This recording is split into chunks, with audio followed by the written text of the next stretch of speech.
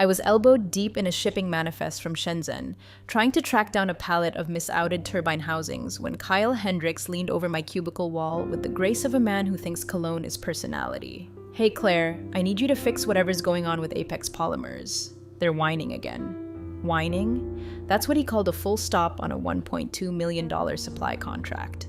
I nodded like always, scribbled it down, and quietly rerouted the shipment using 3 favors, 1 bribe fine, expedited customs fee, and a 6-minute phone call in broken Mandarin. Problem solved.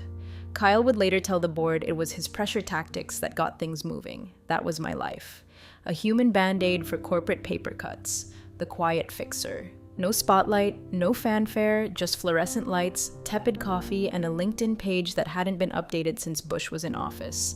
Vendors knew my name. The forklift drivers in Memphis sent me Christmas cards. But upstairs, I was as noticed as the gum stuck under the break room table. And hey, since you've made it this far, let me just pause the existential dread for 1 second to say something real quick. If you like hearing stories like this, the kind your boss wouldn't want you listening to, hit that subscribe button and throw us a like. 90% of y'all binge these tales like vending machine peanuts without subscribing. It's free and it genuinely keeps this caffeine-fueled team from jumping into a shredder feet first. All right, back to the chaos. So, yeah, I kept things moving. When our Atlanta plant had a pneumatic valve crisis that threatened to delay 3 weeks of output. I called in a favor from a Serbian vendor I hadn't spoken to since 2008. He still remembered me. Called me Claire of the Blizzard because I once navigated an entire procurement deal during a snowstorm, using only burner phones and sticky notes. I got the valves flown in on a private courier jet. Kyle sent a thank you email to himself, my reward, a last-minute calendar invite to a leadership roundtable on vendor visibility hosted by Kyle, where I was asked to take notes and fetch a fun sparkling water for the VP of marketing. I grabbed her a room temperature La Cua, typed up 12 pages of logistics insight, and watched as Kyle plagiarized my summary into a PowerPoint that somehow managed to use Comic Sans. But I didn't complain, I didn't raise my voice. I kept showing up. Early mornings, late nights, I became the department's invisible net. Everyone fell and I caught them. Then came the email. It was from Sandor Varga, Hungarian founder of a legacy sensor supplier we'd been using for years. One of those behind-the-scenes companies no one in the C-suite remembered, but without which our top-selling product wouldn't even turn on. He was cordial, but blunt. Their factory was shifting production priorities. If we wanted to stay on the buyer list, we needed a rep at the annual Eastern European Vendor Summit in person in Bayaskaba. I forwarded the message to Kyle with a simple request: approval for $2,000 travel expense. I laid out the urgency. I warned that this was our last shot to lock down supply for a component that powered over 40% of our revenue. I didn't even add PEEM. He called me into his office and laughed. $2,000 for what? A sightseeing trip in some ghouls? We're not paying for your little vacation, Claire. I didn't respond, just smiled. That tight-lipped, frozen smile women learn in middle management when we're being slapped with a condescending insult disguised as financial prudence. He waved me off and muttered something about real priorities. That night, I sat in my dark kitchen, still in my work slack, sipping flat Diet Coke and listening to my dog snore. My laptop was open. I stared at flights, economy class, 11-hour layover in Munich, middle seat. I booked it on my own D. I took 3 days of PTO and burned through the last of my Marriott points on a 3-star hotel with a lobby that smelled like boiled meat and unresolved trauma. Before I left, I pulled an old folder from my filing cabinet when I hadn't touched in years.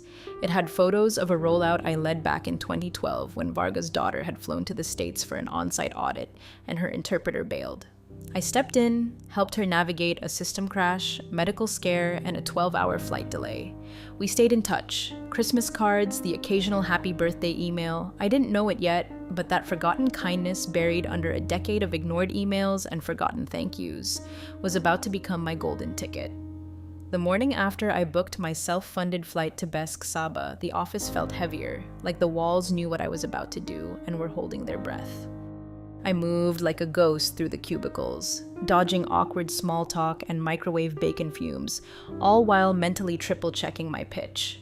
See, the thing about legacy components is they're not sexy. They don't make flashy investor decks or headline product launches. But without them, your best-selling product becomes an overpriced paperweight. Ours was a thermal regulation unit. Don't bother Googling it unless you love insomnia. What mattered was that it brought in over 100 million annually and was powered by one very specific sensor array made in one very specific Eastern European factory. That sensor wasn't manufactured anywhere else, at least not yet. And that's what woke me up in a cold sweat the night before. The new vendor list Varga had quietly slipped into his email. It showed active discussions with a Chinese conglomerate and a German startup that had more venture capital than common sense. Both were circling hard. Varga was getting courted like the last girl in a Baptist youth group dance, and we didn't even RSVP, so I did what any logistics manager with a death wish and a broken printer does. I put together a one-pager proposal in 11-point Arial with actual bullets, not those stupid pastel smart art shapes Kyle loved, outlining why this vendor summit wasn't a vacation. It was a goddamn firewall, a last stand, a $2,000 insurance policy against the total collapse of our golden goose. I even added a chart. Kyle likes charts, especially ones with arrows. When I slid the proposal across his desk, he didn't even look up from whatever Slack thread he was pretending to read. You want what? Approval for travel to the summit. It's a chance to lock down a supply agreement. Varga is... He held up a hand. The universal sign for I've stopped listening, but I still want to feel superior. We're not paying for your little $2,000 vacation, Claire. It wasn't the words, it was the tone. Like I was some middle-aged groupie trying to sneak into Coachella with a counterfeit wristband. Like I was wasting company money when he just expensed $500 for a team-building escape room where 3 interns got locked in a broom closet for an hour because no one knew the capital of Latvia. I opened my mouth, then closed it. What was the point? I could have recited every metric, every forecast, every fragile link in our supply chain. Kyle had already filed this under emotional female nonsense. I knew that look. I'd seen it before. Hell, I'd trained myself not to cry under that look. So, I smiled. That dead inside, teeth clenched, smile women master around men who think charisma is interrupting someone mid-sentence. Understood, I said. Thanks for the clarity. I walked out of his office feeling like a balloon someone let go of mid-H helium fill. But under that something simmered, not anger, not even betrayal, just precision, like I'd finally stopped waiting for approval from a system built to ignore me. Back at my desk, I emailed HR to confirm my PTO request. They replied with the usual automated form. I submitted it, attached a fake conference itinerary I mocked up in Canva, and made a note to bring back an airport souvenir so no one asked questions, something with paprika or a communist cartoon dog. And I ordered new business cards, just 100. Matte finish, burgundy font. Name, Claire Donovan.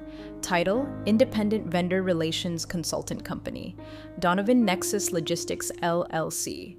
I figured if I was going to be invisible to my own company, I might as well be visible to theirs. By noon, I had booked my hotel. By 2:00 p.m., I'd made a quiet call to Petra, the founder's daughter. I hadn't spoken to her in 6 years. She picked up on the first ring. Claire. Petra, I got your father's email. I'd like to come to the summit. Silence, then a low chuckle.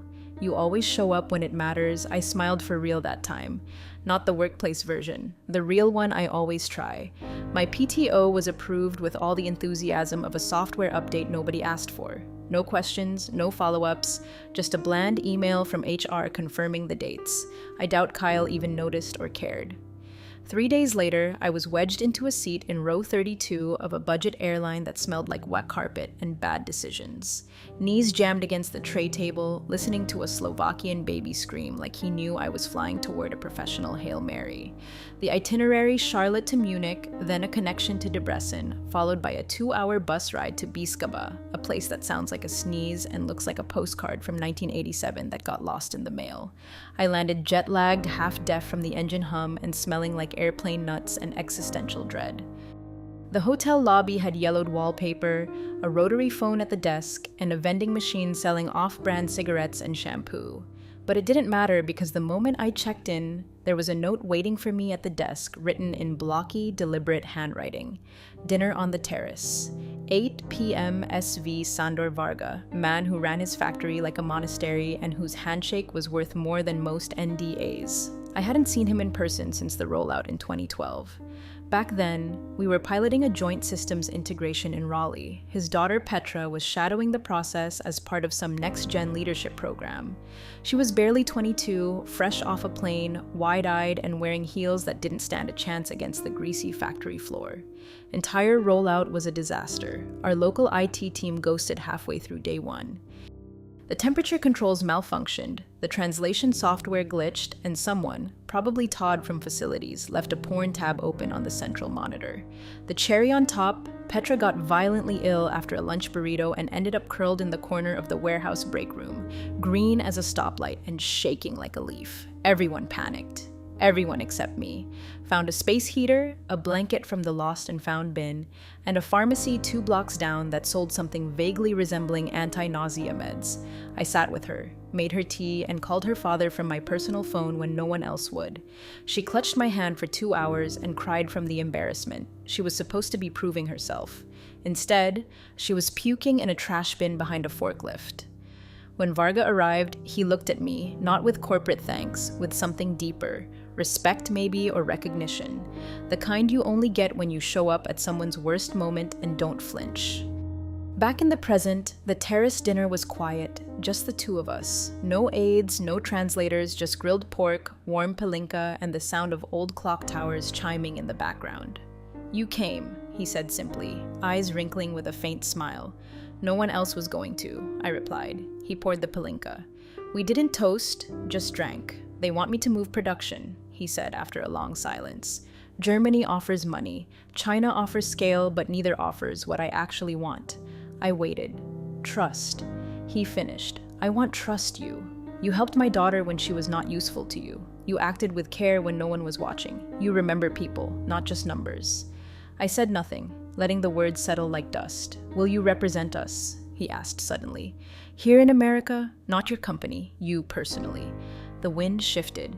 I felt it not metaphorically but literally. A gust from the east carried the scent of steel and old rain. Something about it made my spine stiffen. "I'm not a lawyer," I said slowly. "I don't have distribution experience. I'm just a logistics manager." He waved it off. "You're the only one who came. That's what matters." He slid a folder across the table. It wasn't a contract, not yet, but it had numbers, percentages, a model, a roadmap to a deal where I, not Cardinal Systems, would be the exclusive North American conduit for their sensors. I didn't sign it that night, just held it. Later in my hotel room, I stared at the folder for hours. My hands trembled, not from fear, but from the weight of being seen. Truly seen. I could still turn back, fly home, pretend this was a sightseeing detour gone sideways. But I knew better. This wasn't rebellion anymore. It was strategy. The summit was held in a building that looked like a Soviet-era aquarium, square, gray, and inexplicably humid. The main conference room had plastic chairs, an analog projector, and one sad ficus leaning like it knew its days were numbered. Vendors from all over the EU mingled in stiff suits, clutching branded USPs like they were sacred relics. I was the only American, the only woman over 40, and judging by the sidelong glances and raised brows, only one who hadn't brought a translator, a team, or a tie. Varga opened the morning session with a speech in Hungarian, then German, then broken English. He talked about supply chain integrity, future partnerships, and global realignments, all while pointedly avoiding any mention of Cardinal Systems. My company, whose logo had once proudly sat on their marketing banners, now appeared only on a forgotten pamphlet near the buffet table, folded, stained, and sitting next to a bowl of hard candy. I spent the morning listening, scribbling notes I'd later have to decode, and watching 2 French reps whisper every time I asked a question. I was underdressed, outnumbered, and completely off the official schedule. Then, just before lunch, Varga approached me quietly. "Walk with me," he said. We stepped out onto the building's narrow balcony. The concrete cracked like old knuckles. Below us, town bustled with slow-moving trams and teenagers vaping behind kiosks. The air smelled of diesel and fried cabbage. He leaned on the railing like he was holding up the whole damn city. "I want this deal off the radar," he said without preamble. "Your company sent no one again. They said the trip wasn't necessary," I said, the words tasting bitter in my mouth. He chuckled once, dry, humorless. I sent them 4 emails, 2 calls. I got silence. I stayed quiet. Was no defense worth offering. "I'm old," he said. Too old to be disrespected by shiny men in clean suits who think logistics means shouting louder. I built my factory during blackouts. I soldered boards by candlelight, and still they act like I'm disposable. His voice dropped low, but you showed up, and you've always shown up. I looked away, staring out at the peeling paint on a distant billboard. I'm not a distributor, I said. Don't have the infrastructure. I don't. You'll build it, he said. The wind kicked up. A loose paper napkin danced across the tiles and vanished over the edge. Why me? I finally asked. Why trust me with this? He turned to me sharp as flint. Because I don't trust them. I trust you. You understand loyalty. You understand people. And that's what this censor needs. Not more contracts, not more noise, just someone who gives a damn. He reached into his coat pocket and pulled out a single-page document. It was written in English and Hungarian with his personal letterhead stamped at the bottom. It wasn't a binding agreement, not yet, but it laid out the framework, the intention that if we moved forward, I, Claire Donovan, would serve as the sole distributor of his proprietary sensor array in the US market. He offered no pen. Instead, he held out his hand, a handshake. I stared at it. I pulled deafening. This wasn't how things were done in boardrooms. There were supposed to be witnesses, legal reviews, slide decks, got him pie charts, but his hand stayed outstretched.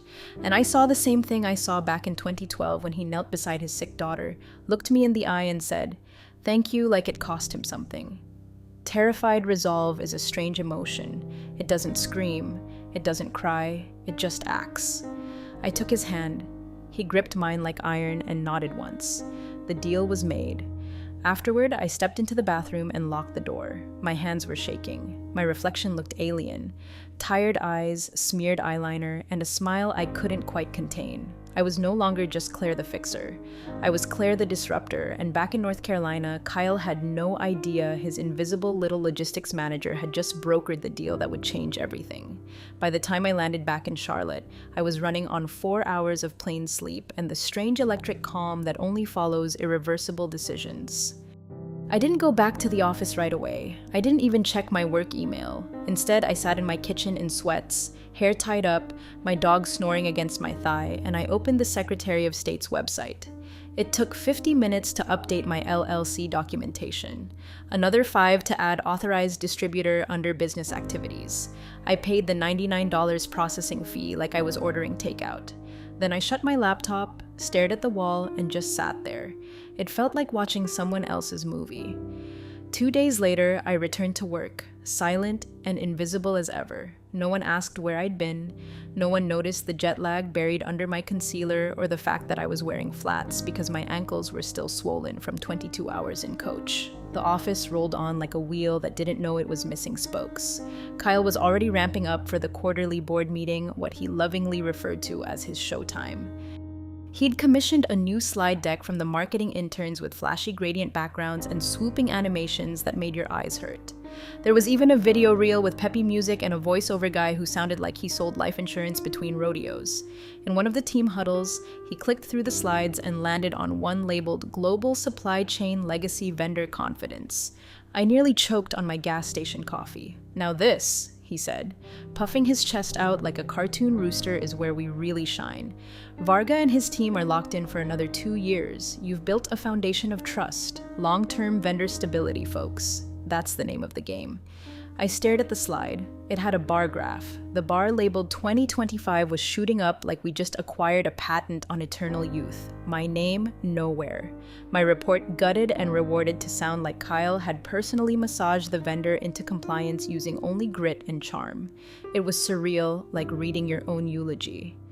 Rewritten by the guy who stole your lunch from the communal fridge. "Claire," he said mid-meeting, "great work on background support. Couldn't have done it without your spreadsheet thing." Everyone chuckled politely. I smiled. The same smile I wore when he called vendor calls, gossip, and logistics postman work in the elevator afterward. One of the interns whispered, "That was such a killer slide. Did you make that data up, or is it real?" I just said it's real enough and walked out before they could follow up.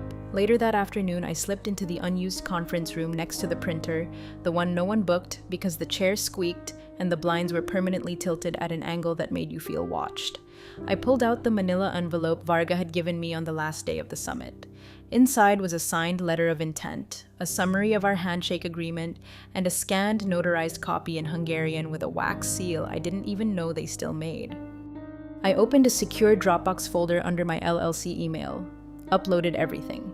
Then I drafted an email to myself with the subject line: activate when ready, attachments, vendor agreement, draft, price sheet template, and a resignation letter so sharp it could slice glass. I didn't send it, not yet, but I knew it was coming. That night, I poured a glass of red wine that cost more than the airfare I'd just eaten and stood in my backyard under a sky that felt whiter. Something in me had already left the building. My body was still showing up at 8:15 a.m. Badge swipe and all, but my soul, my ambition, my loyalty, those had already moved into a new office, one with my name on the door. The quarterly board meeting opened with the usual parade of self-congratulations. We were in the 12th floor conference room, the one with the frosted glass and the $12,000 rug no one was allowed to walk on. Suits filed in with their Bluetooth earpieces still buzzing. Starbucks in hand, eyes glazed with that caffeinated blend of arrogance and boredom. I took my seat near the back, close to the buffet table, where the cheese cubes were already sweating under fluorescent lights. I wore a navy blazer that said team player and black flats that said I know where the bodies are buried. No one noticed me. They never did, which was exactly how I wanted it. Kyle stood at the head of the table, laser pointer in hand, voice greased up and rolling like a car salesman at quota time. Now, as we move into Q4 projections, I want to highlight our most stable vertical legacy component sourcing: click, slide, change. Thanks to years of smart vendor management, our European supply line is rock solid. I bit down hard on the inside of my cheek. Locked in rates, guaranteed inventory, he continued. Frankly, it's one of the cleanest areas of our operation. At that exact moment, truly as if the universe were playing conductor, a knock echoed against the glass doors. A man in a courier uniform stood there holding a sealed envelope, tan and thick with red ink across the front, personal and confidential to be opened by CEO. Only the receptionist cracked the door and whispered something to one of the assistants. A minute later, the envelope was in the CEO's hands. He looked puzzled, then intrigued, probably thought it was a thank you letter or a private invite to a startup's yacht launch. You know, CEO things. Then he opened it. His posture shifted in real time, shoulders collapsed inward, brows furrowed, jaw slackened like someone unplugged him mid-boast. The room, which had been filled with the low murmur of side chatter and coffee sips, felt eerily silent. He read the letter once, then again. Finally, without a word, he slid it across the table to the general counsel, a man who normally looked like he did crosswords during HR briefings. The lawyer took the page, adjusted his glasses, and began to read. The silence stretched. People fidgeted. Kyle shifted from foot to foot and fake laughed like it was all part of some surprise birthday plan. The lawyer blinked slowly, then looked up at the CEO. You weren't aware of this? The CEO just shook his head. The lawyer turned back to the room and scanned the sea of suits until his gaze landed on me, the last person anyone would have thought to question. The spreadsheet girl, the vendor whisperer, the footnote in the PowerPoint. Where is she? He asked. I raised my hand calm, steady, like I was answering a roll call. Kyle squinted at me, confused. Claire, what? What's going on? I stood, smoothed my blazer, walked toward the head of the table, heels tapping like a metronome for doom. Inside that envelope, I said, is a notarized letter from Varga Technologies. No one breathed. The letter confirms that as of this week, all future sensor shipments to the United States will go exclusively through a single intermediary. Pause. Let it burn. That intermediary is my company. Dead silence. The kind you feel in your teeth, you mean?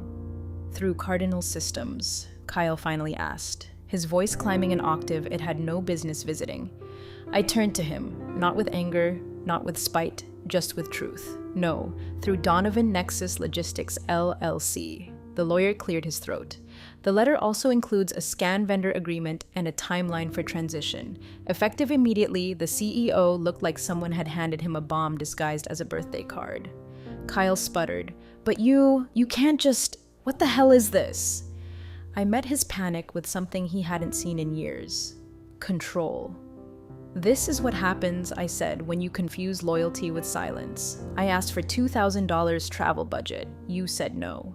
Then I reached into my leather tote and pulled out 3 documents. my resignation letter, a notice of vendor transition, bound price list. I placed them neatly in front of the CEO. "Let's continue the meeting," I said. "You'll want to flip to the next slide. It's about your inventory assumptions." I walked back to my seat, but I didn't sit. I didn't sit because I wasn't coming back. Not to that chair, not to that room, not to that version of myself. The one who waited her turn, softened her voice, shrank her spine to fit in a space too small for her competence. That woman was gone. Buried in a shallow grave of unpaid overtime and reheated team lunches. I walked to the center of the room, placed my hand on the CEO's chair, lightly like claiming territory, and said, "There are 3 documents in the packet. First, my resignation letter, effective immediately." The CEO didn't look up. He was still staring at the vendor letter like it might rewrite itself if he blinked enough times. Second, I continued, formal notice of distribution rights filed with the Hungarian Ministry of Trade and verified through the U.S. Commercial Liaison. All legal, all above board. The lawyer flipped through the folder, lips moving silently. He turned one page, then another, reached the notarized seal, paused. "It's airtight," he muttered. "Every clause is triggered. She holds exclusive representation." Kyle stepped forward like he thought physical proximity would change the facts. "You're bluffing," he snapped. "There's no way Varga would cut us out. We're his longest partner." "We built, you built nothing," I said calmly. "You forwarded emails, you ignored the warning signs. You thought relationships ran on autopilot, but supply chains don't remember titles. They remember who shows up." He opened his mouth again, but the lawyer cut in. "She's not bluffing. This is enforceable. Her LLC is now the exclusive vendor representative for all North American transactions tied to this sensor." There it was.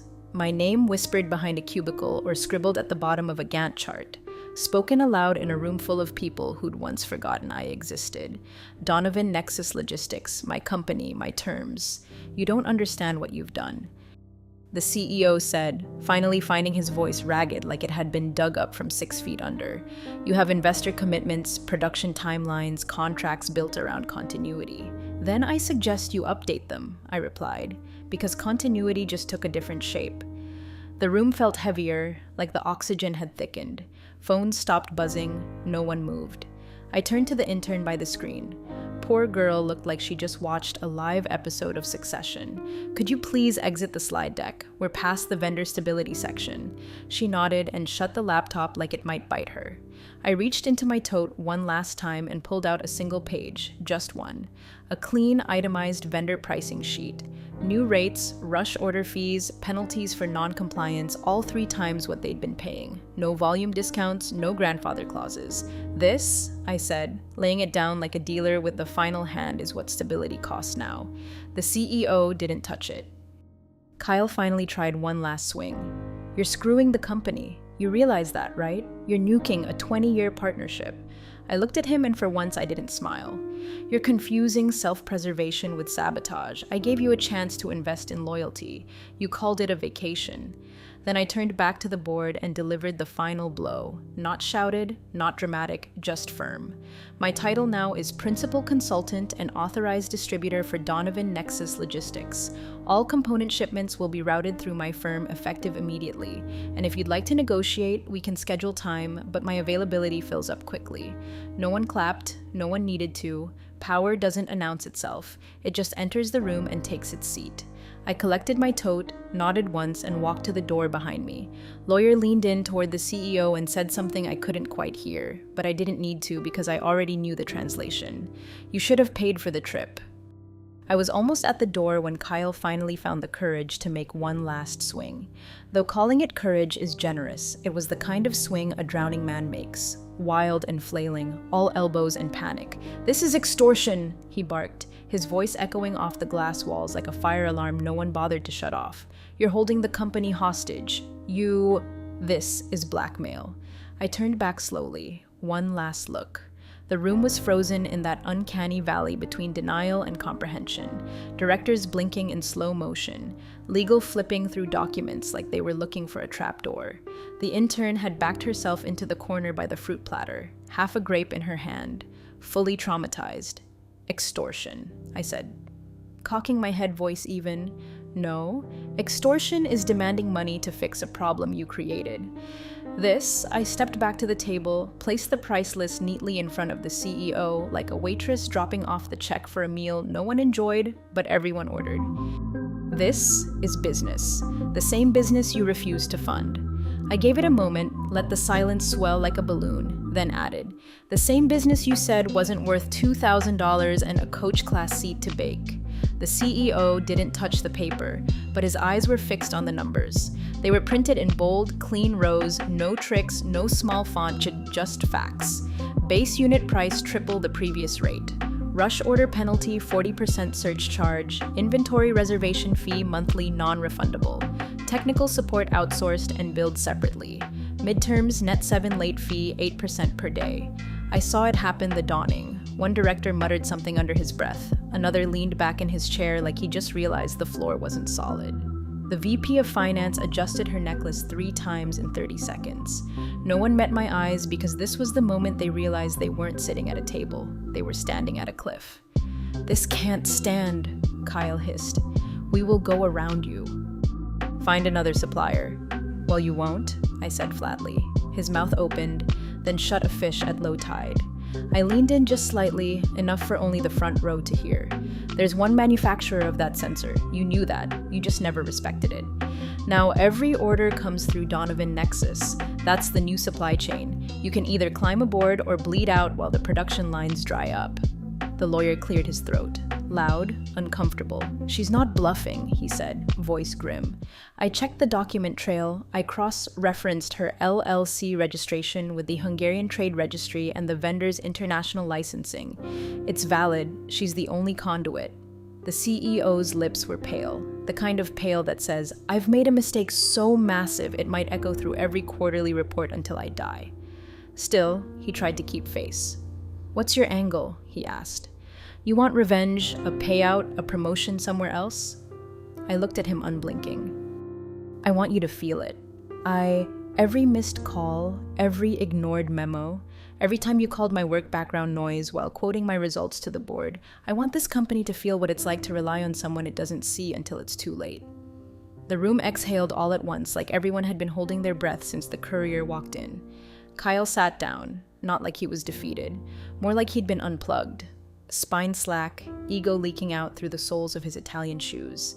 And then, just to make sure the wound stayed open, I added, "You called it a vacation. This is the souvenir." No one laughed, not even the intern, because in that moment, they all understood the same singular thing. Arrogance isn't bulletproof, it just hasn't met the invoice yet. The room had the stillness of a courtroom mid-veer, no shuffling, no coffee slurps, not even the nervous tap of pen. Just 20 Ohm executives staring at a single sheet of paper sitting between the CEO's hands like it might bite him. The amended order form. It listed the minimum volume commitment, new shipping schedule, and my new pricing structure in stark clinical black and white. No fluff, no loopholes, just numbers, cold and uncompromising like winter steel. A mirror held up to a boardroom that had spent too many years congratulating itself for breathing. The CEO stared at it for what felt like an hour. His right hand hovered above the signature line. The kind of hesitation you only see when a man realizes his empire has a landlord now. Then he picked up the pen. It trembled slightly. Enough to notice, not enough to excuse. One stroke at a time, he signed his name. I watched as the ink dried in real time, sealing a new era with all the grace of a funeral. He didn't look up, didn't speak. I didn't gloat. I didn't need to. I collected the sign form, folded it once, and slid it into the leather portfolio I'd bought 15 years ago at a clearance sale. Back when I still thought climbing the ladder meant something if you smiled enough and said, "Thank you," even when you were bleeding. Then I turned toward the door. Kyle sat hunched in his chair, face pale, jaw tight. His tie had loosened. His reputation was unraveling like a cheap cardigan caught in a snowblower. I walked past him without a glance. No eye contact, no last word, not even a smirk. He wasn't worth the punctuation. I reached the door, opened it slowly, let the sunlight pour in like judgment. For 1 second, just one, I paused half in, half out. My heels on their carpet, my name in their mouths, my deal in their hands.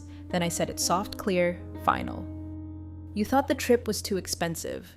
Now you get to find out what cheap really costs, and I walked out. Not fast, not triumphant, just steady.